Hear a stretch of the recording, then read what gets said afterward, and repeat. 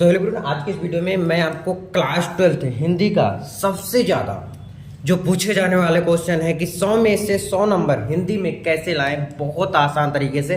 देखो यार, टफ नहीं है लाना 100 में 100 नंबर, मैं बता दे रहा हूँ, क्योंकि बहुत लोग लाते हैं हिंदी में 100 में 100 नंबर। कुछ कठिन भी नहीं रहता। और इसमें मैं बता दूं ना कि कई क्वेश्चन ऐसे हैं जो पहले से ही निर्धारित रहते हैं कि ये क्वेश्चन आएगा ही आएगा एग्जाम में, तो ऐसा भी क्वेश्चन इसमें दिया हुआ है। तो ध्यान से मेरे तो दोस्त देखिएगा, क्योंकि अगर आपको भी क्लास 12th हिंदी में 2024 के, अगर 2024 में आप एग्जाम देने वाले हैं, 100 में 100 लाना चाहते हैं, तो आपको ये वीडियो लास्ट तक देखना चाहिए। एग्जाम में यहीं से आएगा, क्योंकि मैं मॉडल पेपर से ही उठा लाया हूँ, इसको अच्छे से लिख लिया हूँ, क्या क्या कैसे कैसे कितने कितने नंबर में पूछा जाएगा। इसी प्रकार से अगर इंग्लिश का भी चाहिए तो कमेंट कर देना। Clear, very very most important 2024 के लिए बस यही देख लो बस। इसके बाद आपको हिंदी की वीडियो नहीं देखना पड़ेगा कि क्या आएगा, सिलेबस कैसा रहेगा, कहाँ से आएगा, कौन कौन रहेगा। अरे भाई कुछ मत देखो, ये देख लो बस। अब आएगा पूरा नंबर, बिल्कुल आएगा। 100 में 100 अगर लाना है ना, अभी आपके पास टाइम है पढ़ने का, पढ़ सकते हो, फोड़ सकते हो, एकदम मचा सकते हो ताल का। ठीक है ना, तो चलो देखते हैं अच्छे से। देखो, क्लास 12th हिंदी 2024 100 में 100 पक्का, 100 में 100 पक्का आएगा। देखो पहला क्या है, हिंदी गद्य। हिंदी गद्य का विकास क्या आएगा मेरे दोस्त, हिंदी गद्य का विकास, शुक्ल युग, शुक्लोत्तर युग, छायावाद युग, छायावादोत्तर युग, इस प्रकार से सारे युग आएंगे। ध्यान रखना, ये जो दिख रहा है ना आपको, ये सारे युग पूछे जाते हैं एग्जाम में। और ये कितने नंबर में आते हैं, शुक्लोत्तर युग, निबंध, उपन्यास, ये वाला क्वेश्चन मैं बताऊंगा। तो ये एक एक नंबर के 5 क्वेश्चन रहते हैं और 5 नंबर के आते हैं। कितने कितने, एक एक नंबर के 5 क्वेश्चन रहेंगे, 5 नंबर के आएंगे। यहाँ से राइटिंग पे नंबर नहीं कटता आपका, राइटिंग तो ठीक रहेगा ही रहेगा, लेकिन इसके साथ साथ में क्या है और लिखना चाहिए आपको पता है। एक एक नंबर का कितने नंबर, 5 नंबर। यहाँ से 5 नंबर आपका उठ जा रहा है। यहाँ पे अगर आपका सही है, क्योंकि ऑप्शनल रहता है, अगर आपका सही है तो सही है, गलत है तो गलत है। यानी सही है तो 1 नंबर, नहीं सही है तो 0 नंबर, बता कुछ भी नहीं मिलेगा। सेम यहाँ पर देखो, काव्य साहित्य का इतिहास, भारतीय युग, छायावाद उत्तर युग, इस प्रकार से प्रगतिवाद युग, नई कविता, इस प्रकार से द्विवेदी युग भी है ना। तो ये सब युग भी आएंगे। तो कितने क्वेश्चन, एक एक नंबर के 5 क्वेश्चन, 5 नंबर के।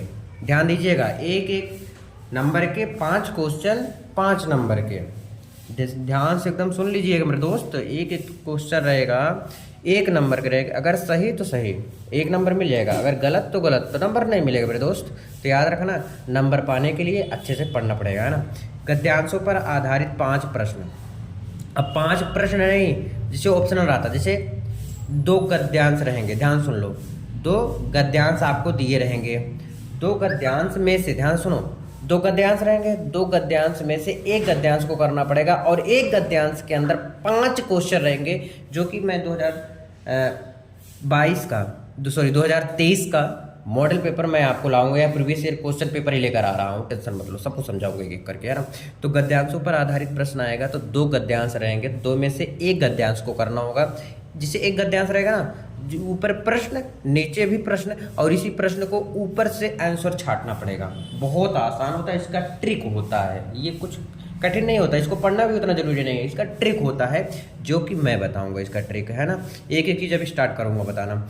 सेम पद्यांश भी रहते हैं, क्योंकि यहाँ से आपका कितने नंबर का, 2-2 नंबर का रहते हैं। कितने क्वेश्चन आते हैं टोटल, 5 क्वेश्चन आते हैं, तो टोटल आपको 10 नंबर यहाँ से उठ गया आपका। कितने नंबर उठा मेरे दोस्त, 10 नंबर यहाँ से आपका बन जाएगा। क्योंकि नंबर पाने के लिए लिखना भी तो जरूरी है ना मेरे दोस्त। तो ये गद्यांश रहेगा, 1 गद्यांश करना पड़ेगा, ऊपर दिया रहेगा, नीचे भी दिया रहेगा क्वेश्चन। क्वेश्चन देख के ऊपर से आंसर छाट के लिखना पड़ता है। सेम पद्यांश के साथ भी करते हैं। 2 पद्यांश रहेंगे। कितने पद्यांश रहेंगे मेरे दोस्त, 2 पद्यांश रहेंगे, और कितने कितने नंबर के, 2-2 नंबर के रहेंगे। 5 क्वेश्चन रहेगा, 10 नंबर टोटल आपका हो जाएगा। कितना नंबर हो जाएगा, 10 नंबर हो जाएगा आपका। फिर अगला है लेखकों का साहित्यिक परिचय, जीवनी, कृतियाँ, ये सब रहेंगे। और हाँ, ये कितने नंबर का आपका रहेगा, बोलिए। ये आपका देखो, ये 2-2 नंबर का हो गया, 10 नंबर हो गया। यहाँ से आपका देखो, साहित्यिक परिचय लिखोगे तो 3 नंबर। कितना नंबर, 3 नंबर। अगर इसका जीवनी, कृतियाँ, ये सब लिखोगे तब 2 नंबर और मिलके 5 नंबर हो जाएंगे। ध्यान से समझिएगा, क्या कितना लिखोगे, कैसे लिखोगे, सब कुछ इसमें दिया गया हुआ। अब कितना लिमिट लिखना है, 80 शब्द लिखना है, यानी कि पूरा का पूरा 1 पेज लिखना है। पूरा का पूरा क्या करना है, 1 पेज लिखना है, तब आपका नंबर अच्छे से मिलेगा। तो साहित्यिक परिचय 3 नंबर लिखोगे, जैसे तुरंत जीवनी या कृतियाँ 2 नंबर, यहाँ से भी 5 नंबर हो जाएगा। कवि का परिचय, जीवनी, कृतियाँ, साहित्यिक परिचय, ये सब भी सेम प्रोसेस, 3 नंबर यहाँ से प्लस 2 कृति वगैरह लिखोगे तो 5 नंबर टोटल हो जाएगा। एक चीज़ और मैं बता दूँ, ये दोनों मिला के, ध्यान सुनिएगा, ये दोनों मिला के मैं सिर्फ और सिर्फ 4 से 5 इम्पॉर्टेंट जीवन परिचय दूंगा।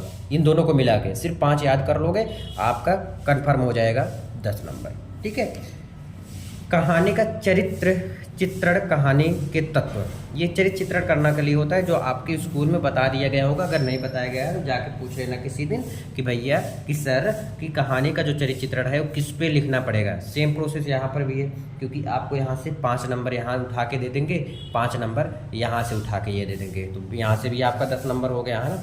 तो यहाँ से आप खंड का से 50 नंबर बड़े आराम से, बड़े आसानी के साथ ला सकते हो। तो मेरे दोस्त 50 नंबर भी लाना आसान नहीं और कठिन भी नहीं है, अगर उसको सही से हम देखें तो।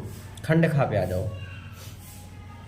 तो पठित पाठ्य पुस्तक के निर्धारित पाठों के संस्कृत गद्य का संदर्भ सहित हिंदी में अनुवाद। इसका ट्रिक है मेरे दोस्त, कुछ ज़्यादा नहीं है, इसका ट्रिक है। इसका ट्रिक अगर आप देख लोगे तो आपको समझ में आ जाएगा, जो कि मैं बताऊंगा खुद पर्सनली।